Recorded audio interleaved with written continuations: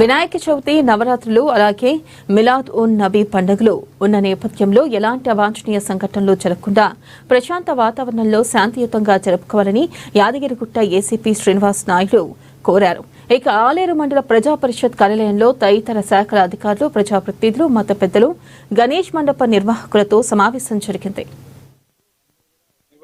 చాలా ఈ రాబో వినాయక చవితి సందర్భంగా అయితే ఈ వినాయక చవితిలో తీసుకోవాల్సిన జాగ్రత్తలు, తర్వాత దానికి కావాల్సిన ప్రాబ్లమ్స్, వాళ్ళ వైపు నుంచి ఏం ప్రాబ్లమ్స్ ఉన్నాయి అని తెలుసుకోవడం జరిగింది. దానికి తగిన ఏర్పాట్లు కూడా చేయడానికి కోసం ఈరోజు సన్నాహక సమావేశం చేయడం జరిగింది. ఈరోజు అన్ని కూడా కూలంకషంగా చర్చించడం జరిగింది. ఈరోజు అందరు కూడా నిర్వాహకులు కూడా చాలా ఉత్సాహంగా ముందుకొచ్చి వాళ్ళ ప్రాబ్లమ్స్ అని చెప్పారు.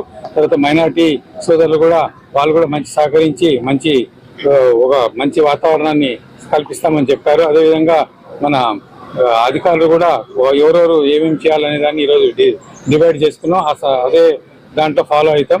ఏదైతే నిమజ్జనానికి సంబంధించి కానీ, ఏ మండపం ఏర్పాటు కానీ, శానిటైజేషన్ కానీ, తర్వాత హెల్త్ పరంగా కానీ, రోడ్డు పరంగా కానీ అన్ని కూడా దాని సెక్యూరిటీ పరంగా సీసీ కెమెరాలు కూడా పెట్టుకోవడం కోరితే వాళ్ళు కూడా ముందుకు వచ్చి అందరు కూడా పెట్టుకుంటామని చెప్పారు.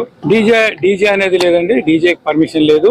ఓన్లీ వాళ్ళు ఏమని రిక్వెస్ట్ చేశారంటే భజన చేయడానికి, డప్పులు కొట్టడానికి మాకు అందరూ దొరకరు కాబట్టి ఒక చిన్న బాక్స్ పెట్టుకుంటామని చెప్పి రిక్వెస్ట్ చేశారు. మేము ఓకే 2 బాక్సులు పెట్టి చిన్న సౌండ్ వేరే వాళ్ళకి ఇబ్బంది కలగకోకుండా, వేరే పక్క వాళ్ళకి ఇబ్బంది కలగకోకుండా చిన్న సౌండ్తో భజన చేసుకుంటా దాంట్లో మంచి పాటలు దేవుని భక్తి పూర్వకంగా తీసుకెళ్ళమని చెప్పి మేము వాళ్ళకి సజెషన్ చేసాం. వాళ్ళు కూడా ఒప్పుకున్నారు. ఎన్ని రోజులు నిమజ్జనం అంటే వీళ్ళు చెప్పే శాస్త్రాల ప్రకారం 4th రోజు నుంచి స్టార్ట్ చేస్తామన్నారు. 4th to 6th మధ్యలోనే మేజర్ గా నిమజ్జనాలు జరుగుతుంది. ఆ నిమజ్జనం ఎప్పుడు ప్రతి సంవత్సరం జరిగే గోధుమకుంట దగ్గరే జరుగుతాయి. అక్కడ అన్ని ఏర్పాట్లు చేస్తాం. అక్కడ ట్రైన్ ఏర్పాటు, లైటింగ్, శానిటైజేషన్, తర్వాత ట్రాఫిక్ సంబంధించి కూడా మేమంతా కూడా